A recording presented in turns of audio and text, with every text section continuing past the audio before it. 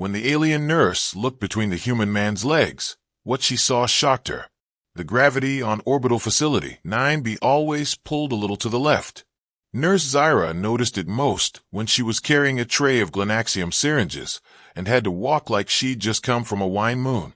It wasn't enough to file a report, but enough to make her mutter Elvarian curse words under her breath every time the cart squeaked sideways. She adjusted her lab coat, flicked her ears, long, elegant, and currently twitching with irritation, and entered the intake ward where fresh meat from the Saturn mining colonies usually arrived either groaning or unconscious. Today it was the latter. Patient 0042 was already hooked up to diagnostic tendrils. Half his body was bruised, the other half bandaged.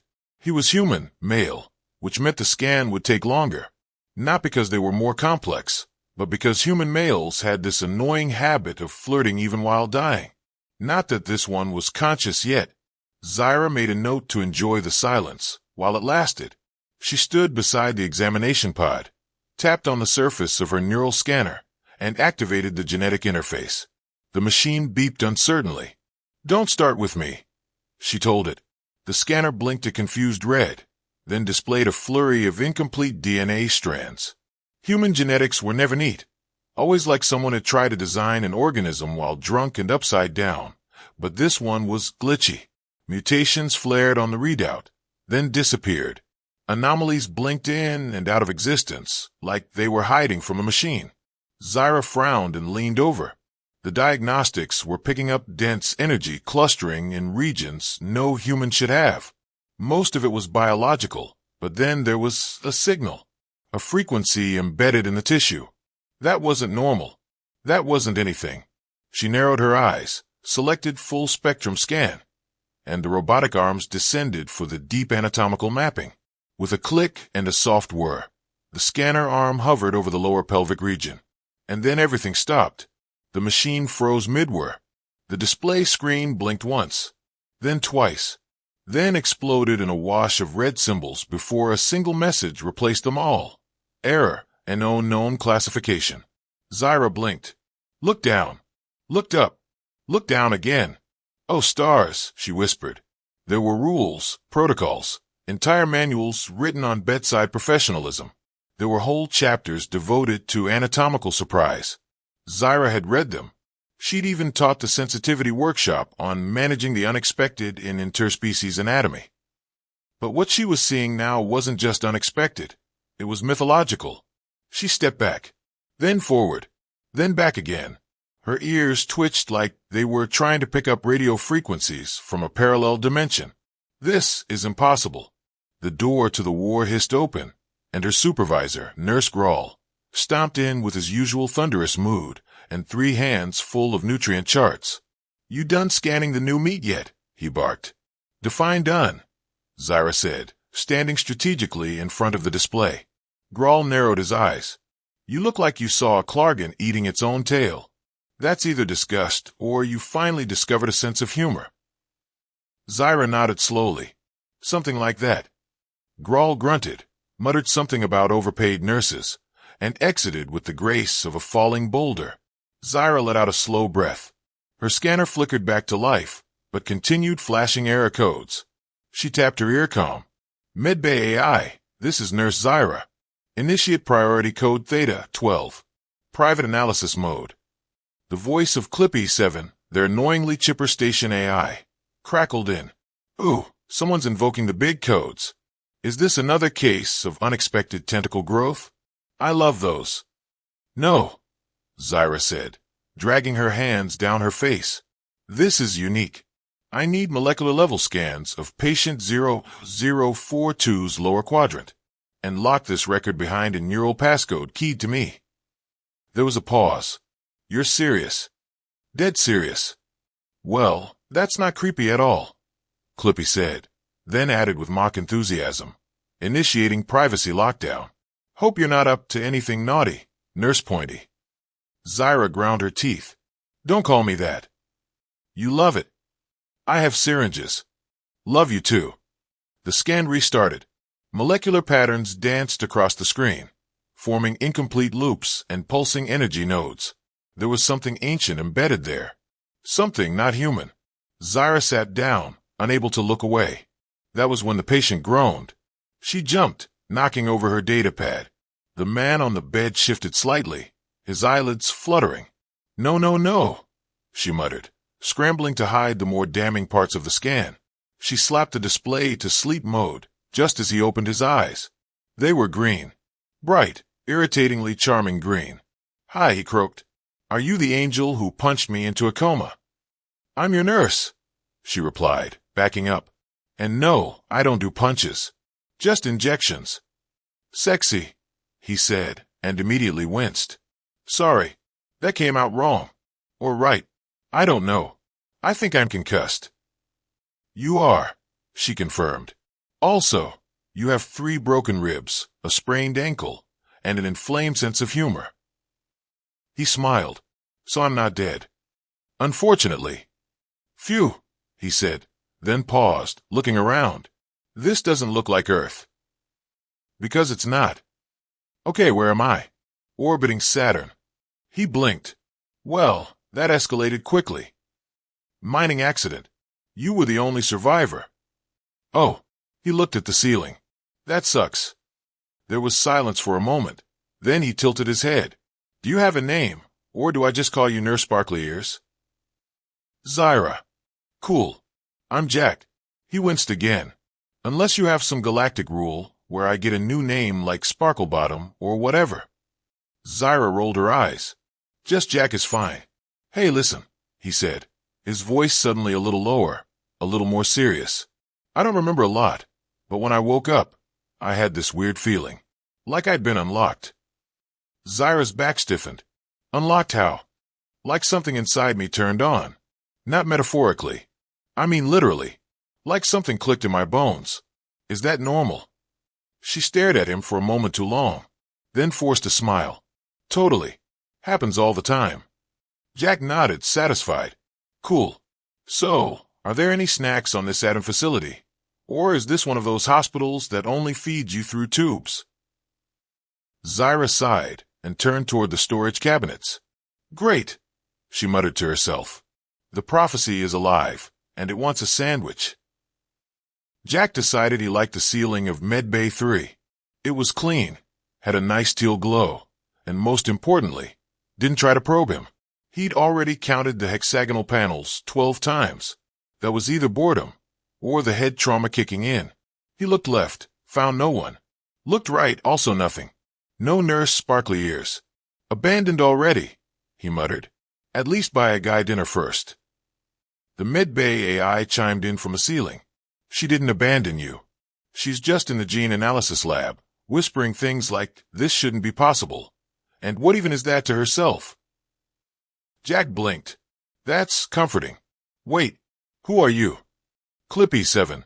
I am the station's integrated medical AI. I help with diagnostics, biostabilization, and morale. Morale? Want a joke? No. Why did the alien break up with the black hole? Jack sighed. Why? Because it was too clingy. Jack groaned loud enough to hurt his own ribs. I'm going to pull out my 4 and wrap it around your circuits. I don't have circuits, Clippy said brightly. I'm plasma-based. Even better. The door hissed open and Xyra walked in, holding a datapad and a look of tightly bundled panic beneath forced calm. Her ears flicked with small, betrayed twitches. Jack grinned. Hey, document miss me? You've been conscious for less than 6 hours. I missed the silence. He sat up slowly, wincing. You ever notice how lying down makes you feel like you're healing, and sitting up makes you question your life choices? Painkillers wearing off. Like a prom date. Xyra didn't look up from her datapad. What's a prom? Oh, right, Jack said. Cultural reference. It's like a mating ritual but with awkward dancing and emotional trauma. Ah, she said. So courtship. With shoes. Jack chuckled. Exactly. She swiped through scans. Jack noticed her hand shook, just barely. That wasn't comforting. So, he said slowly, am I dying? No. Am I transforming into a space lizard? Not yet. Is there a secret alien cult using my DNA to awaken a sleeping god buried in Saturn's core? She hesitated just a little too long. Oh, my stars, he said. There is, isn't there? No, she said quickly. But thank you for giving me a new nightmare. Glad to help. She finally looked at him, eyes sharp, analyzing. How much do you remember? Jack tapped his temple. Bits and pieces. Mostly bad karaoke and a mining rig blowing up. Oh, and a dream where I was floating in a sea of light, and a voice said something like, "The gate has opened," and then I think it insulted my haircut. Xyra lowered the datapad. The gate? Yeah, I figured it was just my brain leaking hallucinations. I need to run another scan. Can it wait until after lunch? I'm starving. There's a nutritional pack in the drawer. He opened the drawer, found a pouch labeled meal substitute, flavor approximate. He sniffed it. This smells like betrayal. Xyra ignored him and moved behind the scanner. Jack leaned back as tendrils dropped from the ceiling like bored snakes and surrounded his head with humming light. Hold still, she said. Hold still, don't die. Don't joke about ancient space gods. Jack muttered. This is shaping up to be my weirdest Tuesday. Xyra scanned the results, frowned deeper, and muttered something in Ovarian. Jack recognized it as the same phrase she used earlier when she'd looked between his legs. That worried him. Okay, listen, he said. I need you to level with me. On a scale from 1 to galactic prophecy. How weird am I? Xyra didn't answer immediately. You're unique. Oh, great. That's the same tone my third-grade teacher used when I put pudding in the school's 3D printer. She hesitated. Your DNA is exhibiting dual markers. Like a hybrid? No, more like an overlay. Human structure with an ancient Ovarian sequence grafted into dormant regions. Jack blinked. Say what now? Your body is activating traits that shouldn't exist. Traits we thought were long extinct. Extinct like dinosaurs extinct, or extinct like forbidden by intergalactic law extinct. Yes. Jack sighed. Why can't I ever just be average? Clippy chimed in. Statistically speaking, you never were. Shut it, Clippy. Xyra walked around, tapping her fingers against her arm. There's more. The sequence is not just genetic, it's broadcasting. Frequencies in the subneural range. Your body is emitting signals. Codes. Wait, my DNA is talking. Yes, in a dead language. I can't even read cursive. She finally sat, rubbing her temples. There are stories in Ovarian history, myths, about beings seated across the stars who would one day awaken with knowledge encoded in their flesh. Beings that could unlock something. We thought it was nonsense. Religious fantasy. Until now. Jack blinked. Okay, you know what? I officially rescind my sarcasm license. This is above my pay grade. She looked up, dead serious. Jack, if you are what I think you are, then you were never supposed to exist. That's rude. I'm being honest. That's still rude. She closed her eyes. I need to consult the Deep Codex. That sounds ominous. It is. Do we have snacks for that? No. He leaned back, exhaled, and stared at the ceiling again. So just to recap, he said, I'm a possibly mythical, genetically implanted, ancient prophecy beacon who survived a mining explosion, has DNA that sings in forgotten tongues, and whose anatomy shocked you so much you nearly dropped your clipboard. Yes. Cool, cool, cool. Any chance this ends with me owning a spaceship and not exploding? She didn't answer. Jack looked at the ceiling again. Yeah, he muttered. Didn't think so. Jack decided the best way to process possibly being an intergalactic messiah was to eat terrible pudding and avoid eye contact with glowing equipment. I've decided I'm officially off duty from all galaxy-saving responsibilities until I can have a real meal, he said. You already finished your nutritional pack, Xyra replied without looking up from the console. That was supposed to last 8 hours.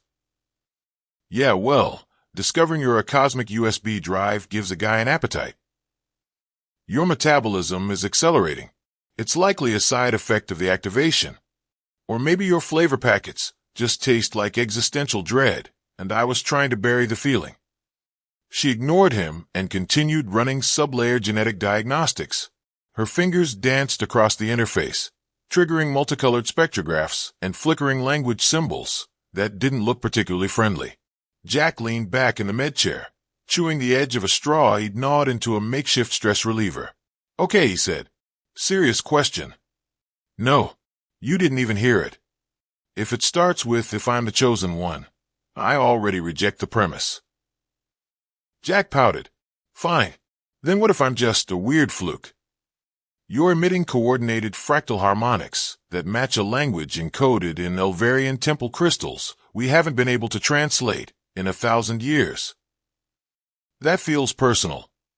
"It is." He sighed and looked around. "So what's the plan, Pixie Doc?" "Don't call me that. I'm sticking to it until you threaten me with a laser scalpel again." "I'm considering it." Jack leaned in. "So what's really happening? You keep muttering about codices and activation nodes and genetic whatnots like your one anxiety twitch away from a lab coat fire." She folded her arms. "I've been cross-referencing your genetic sequence with every piece of forbidden research I could crack open without triggering a military lockdown." "Good. I love hearing the word forbidden from my nurse. You're showing markers we've only ever seen in one place." Jack blinked. "Where?" "Planet Elvera Prime, before it exploded." He frowned. "I'm sorry. Come again." "About 2,300 years ago, our home world underwent something called a bioresonance collapse. The core mutated due to an experimental energy lattice. Everyone who didn't evacuate dissolved into molecular fog." Jack swallowed. "That sounds itchy." "The ones who escaped spread across galaxies. The records show a group of scientists tried to preserve ovarian legacy by seeding our genetic data into compatible species. No one ever proved it. Until now." Jack raised his hand. "So let me guess. Compatible species, humans. Specifically early Homo sapiens. Very early." "I knew I wasn't completely average," he said. "My high school biology teacher owes me an apology." Xyra rolled her eyes. "This isn't about your high school. It's about ancient bioengineering that could destabilize planetary ecosystems if activated improperly." "Okay, well, I haven't sneezed fire yet, so we're probably fine." "You're not a flamethrower," she muttered, "but the signals you're emitting are triggering dormant technology." Jack sat up. "What kind of technology?" Her screen flickered. "There's a ship in orbit above Saturn. It's old, very old, and it's responding to you." Jack blinked. "A spaceship is texting me?" "Worse. It's pinging your genetic code, like it's expecting a command. I don't even know how to command my own hair in the morning." "Which is evident," she said, glancing at him. "But this ship hasn't sent out a signal in over 2 millennia. Until you arrived." Jack rubbed his temples. "Please tell me it's not a death ship. Or worse, one of those judgmental AI ships that judges your lifestyle choices." "We don't know yet." "Oh, good. Unknown alien technology. That always ends well." "Clippy," Seven chimed in. "I'd like to suggest we go visit the ship. For science. And possibly to stop Jack from mutating into a luminescent spaghetti monster." "Excuse me." Jack yelped. "Just a theory," Clippy added. Xyra turned, activating the station's hidden comms. "We'll need a shuttle. A stealth class one. And someone who doesn't ask questions." Jack perked up. "Do we get to wear suits? I've always wanted to wear one of those space suits with the cool shoulder pads." "No suits," she said. "We can't risk raising station-wide alerts. If Rox finds out." The lights dimmed. Clippy's voice went quiet, then returned, but softer. "Oh." Jack's eyes widened. "Why did you like that?" "I detect 3 station security drones approaching the lab hallway. High alert mode." Xyra grabbed a diagnostic wand. "They're scanning for unauthorized codex access. They must have flagged my system trace." "Okay," Jack said. "Do we fight? Hide? Talk our way out with interpretive dance?" She grabbed him by the wrist. "We run." "Oh, good. My favorite plan." They ducked out of the side door, just as the first drone hissed into the hallway. Xyra led Jack through maintenance corridors, ducking under low-hanging pipes and sidestepping repair spiders that beeped grumpily as they passed. "You know," Jack said, panting, "when I woke up today, I really thought I'd be watching cartoons, not evading flying death frisbees." "Welcome to prophecy," she said. They emerged into the shuttle bay, where a sleek silver vessel shaped like a scalpel waited behind a half-shielded gate. "That's our ride," Xyra said. "Stolen ride. Technically reallocated." Jack grinned. "I like you more every second." They ran aboard. Xyra slammed the hatch. Clippy, now speaking through the shuttle interface, greeted them with simulated confetti. "Welcome to the SS. Bad decisions. Destination, the ancient space temple of possibly doom." Jack took the co-pilot seat, strapping in. "Why does it feel like I'm about to unlock my inner alien and simultaneously learn I'm allergic to Saturn?" Xyra hit ignition. "Because you probably are." The shuttle launched into the void. Jack watched Saturn's rings grow wider in the viewport, shimmering with the reflected light of 1,000 frozen rocks. In the distance, a shape emerged, massive, angular, floating like a judgmental god. He swallowed. "So," he said, voice tight, "you sure it's safe?" Xyra didn't answer. Jack nodded. "Thought so." The ship loomed ahead like someone had taken a cathedral, crushed it into a dagger, and launched it into space. Jack stared at it through the shuttle's viewport and tried to look brave. He failed. "I changed my mind," he said. "I don't want to meet the Space Vatican of Doom." "It's not a temple," Xyra said, adjusting the controls. "It's an Elvarian relic vessel. Possibly ceremonial. Possibly military. Possibly cursed." "That's very reassuring." Clippy piped in from the dashboard. "I'm registering energy pulses from within the ship. They're matching Jack's genetic emission frequencies." "Stop calling them emissions," Jack muttered. "Would you prefer biobeacon pulses or mystical DNA belches?" "I prefer silence." "Noted." Ignored. Xyra docked the shuttle with a hiss of magnetic locks. The airlock interface blinked with a strange, circular language that twisted and morphed as Jack looked at it. "That's not alphabet soup," he said. "That's full-course Lovecraft. It's Elvarian pre-collapse script, written for those with active neural resonance." "Like me," Jack muttered. "Because of course it is." "Put your hand on the panel." "What if it zaps me?" "It won't." "Okay, but what if it melts me?" "Only one way to find out." Jack narrowed his eyes. "This feels like questionable medical practice." She crossed her arms. "You're not a patient anymore." "I liked it better when I was sedated." He touched the panel. It lit up instantly, casting the corridor in gold light. Somewhere deep inside the relic, something unlatched. "I just opened a cursed door with my hand," Jack said. "I hope that's not metaphorical for anything." The airlock slid open, and cool, recycled air rushed in. They stepped inside, surrounded by silent machinery that hummed like it remembered being alive. The walls pulsed faintly with the same glow Jack had seen on his skin during those strange dreams. "I don't like how familiar this feels," he whispered. "That's because it is," Xyra said. "This ship is recognizing you." The corridor widened into a chamber filled with floating glyphs. Clippy's voice grew static-laced. "Getting interference. There's a field inside the ship disrupting standard communication." "Will we lose you?" Jack asked, pretending he didn't sound nervous. "Only partially," Clippy said. "You'll still have my sarcasm module, but no practical support." "Why does that feel like the opposite of helpful?" The lights in the chamber flared. A pillar rose from the floor, spinning slowly. Jack stepped toward it. Glyphs flickered across its surface, and then, in a single smooth motion, a pulse of light surged from the pillar and struck him in the chest. He didn't fall. He didn't scream. But his vision blurred, and when it cleared, he wasn't in the chamber anymore. He was floating. Light swirled around him. Voices echoed, not speaking words, but something deeper. Emotional impressions.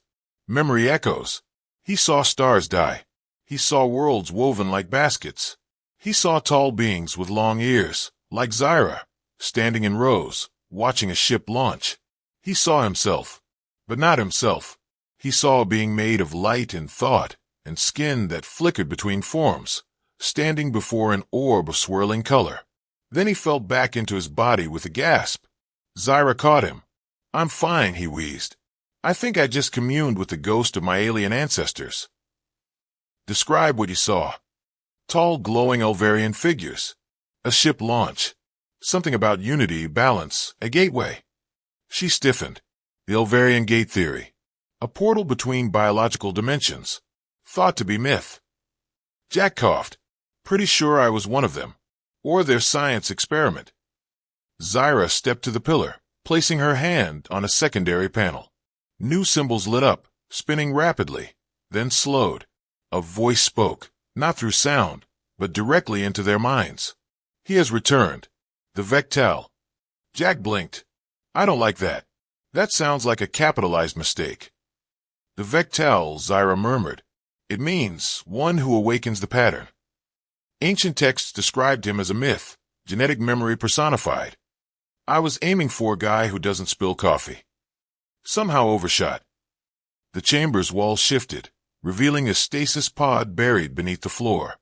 It lifted, hissed open, and revealed a box. Jack stared. "The secret of the galaxy is a box." "Not just any box," Xyra said. "A neural resonance key." The box glowed faintly, tuned to Jack's heartbeat. When he touched it, the glow intensified. "I really hope this doesn't start a war." It opened. Inside was a shard of crystal, small, sharp, humming with impossible energy. The light it emitted sank into Jack's chest, and suddenly, his veins lit up. Just for a moment, then faded. He didn't fall. He didn't scream. He just blinked. "I feel like I just got an upgrade."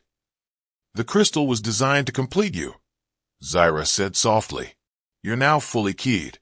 That ship outside Saturn is no longer just reacting to you. It belongs to you." "I have a spaceship." "Yes." Jack grinned. "I'm putting flames on the side." The floor beneath them rumbled. Clippy's sarcasm module sputtered back online. "Okay, update. Now detecting 2 ships heading toward us. Fast. Weapons hot. Also, your DNA spike set off about 12 military beacons." Jack blinked. "Did I just announce myself to the entire galaxy?" "More or less," Clippy said. "Congratulations. You're famous. And probably a target." Xyra grabbed Jack's arm. "We have to leave. Now." They sprinted back to the shuttle. The airlock hissed closed behind them as laser pings rattled the relic's hull. The ship began powering up without permission. Jack said. "Did we trigger the self-defense system?" "No," Xyra said. "You are the system." Clippy's voice returned, too cheerful for the circumstances. "Strapping in for evasive maneuvers. On a scale from 1 to pancaked, our survival chances are variable." Jack strapped in. "Tell me this thing comes with hyperspeed." "It comes with something better," Xyra said, pressing her hand to a crystal node. "Ancient Elvarian skip technology." The shuttle vibrated, folded space like a napkin, and vanished. Jack gripped the chair. "Okay, I'm officially renaming this prophecy the Uncomfortably Glowing Odyssey." "Noted," Clippy said, adding to galactic records. Title: Jack and the Cosmic Pants-Splitting Destiny. "I hate you," Jack muttered. "I live for your hate." And somewhere behind them, the relic ship pulsed once, waiting. Jack stared at the rapidly approaching surface of Io, clutching the seat harness like it owed him money. "Okay," he said, voice tight. "Tell me again why we're landing on the most volcanically unstable moon in the solar system." "Because it's the only place the relic ship's signal can finish decrypting," Xyra replied calmly. "The magnetic interference here hides us from orbital scans." "Cool. Great. Love that. Also love my eyebrows, which I would like to keep, by the way." Clippy chimed in. "I've calculated a 78% chance that Jack's eyebrows survive. 12% chance they migrate." "Migrate? It's a long shot," Clippy said. "Like your future." The shuttle bumped against the landing pad of an ancient Elvarian outpost, long buried beneath Io's surface crust. The platform lit up as Jack stepped out, reluctantly holding the crystal shard now embedded in the strange gauntlet Xyra had fashioned from the relic ship's interior tech. "It's glowing more now," he said. "I think it's happy. Or preparing to detonate." Clippy offered helpfully. Xyra gestured toward the obsidian spire, rising from the ice. "This is the final node. If the prophecy is correct, you activate it, and the Elvarian genetic sequence stabilizes across your body. No more surges. No more surprises." Jack raised an eyebrow. "And if the prophecy is wrong? Then we all die in a majestic plume of alien fire." Jack nodded slowly. "Cool, cool, cool." They entered the spire, where more ancient symbols lined the walls like a diary written by a time traveler with anxiety. Jack approached the central column. "This is it," he said. "End of the line." Xyra stepped closer. "Are you ready?" "Mentally? No. Physically? Also no. Spiritually? I just want a cheeseburger." He placed his hand on the pedestal. The crystal flared, and the entire room lit up in pulses that matched Jack's heartbeat. A soft hum rose into the air, building into a musical resonance that filled the space like 1,000 voices remembering a forgotten song. Clippy's voice went quiet. Then, "Whoa. Jack," Xyra said, "your body's sinking. Fully. Your human and Elvarian sequences are merging." Jack blinked. "Does that mean I'll live longer? Grow cool alien tattoos? Finally understand women?" "One of those, probably," she said. The hum reached a crescendo. Then everything went still. Jack stood in silence, eyes closed. When he opened them, they flickered briefly with light, then returned to normal. "It's done," he whispered. Outside, the relic ship in Saturn orbit powered down, no longer broadcasting its signal. Instead, it beamed a final packet, data, instructions, knowledge, directly into the station archives. Xyra received the summary through her comm link. "The ship's mission was to wait for the Vectal," she read, "to awaken the memory and pass it on." "That's you." "Cool," Jack said. "Does the memory come with a user manual?" "You are the manual. I'd like to return it for store credit." They walked back to the shuttle. Jack's steps felt steadier, the once chaotic pulses inside him now calm. His thoughts were clearer, his jokes sharper, and for the first time since waking up in Medbay 3, he didn't feel like an accident. He felt chosen, and weirdly okay with it. Back in orbit, the station was in chaos. Vrox had declared a partial lockdown, citing a rogue genetic anomaly and suspected smuggling of classified relics. Jack and Xyra docked in stealth mode. "We can't stay here," she said. "They'll want your body on a table." "Ugh, I just got all my parts working." "We need to disappear." Jack glanced at the gauntlet. "I have an idea." They returned to the relic ship, now fully synced with Jack's biosignature. At his command, it folded open, revealing a bridge of light and strange geometry. Clippy uploaded into the ship's systems with glee. "Oh, this place is fancy," he said. "I've got 12 new sarcastic voice packs unlocked." Jack looked around. "This is ours now, isn't it?" Xyra nodded. "It'll go wherever you go. It was built for your kind." Jack stared out the viewport. "What happens if there are more like me?" "Then we find them." He nodded, then looked at her. "You in?" She smirked. "Someone has to monitor your evolution. And your jokes. You love my jokes." "I tolerate them. Professionally." He offered his hand. She took it. They activated the ship. The station behind them dimmed, its sensors scrambling to keep up. Jack turned toward the stars. "You know," he said, "for a guy who started the week with a concussion and pudding breath, I think I've had some decent character development. Just don't let it go to your glowy head." Too late. I'm officially radiant. The relic ship vanished into skip space, streaking across the solar system in silence and starlight. Back in the archives, hidden within the decrypted memory core, the final message of the Elvarians echoed softly. "The Vectal has awakened. The pattern lives. The balance returns. Let the next cycle begin." And somewhere, in the infinite dark, others began to stir. The end.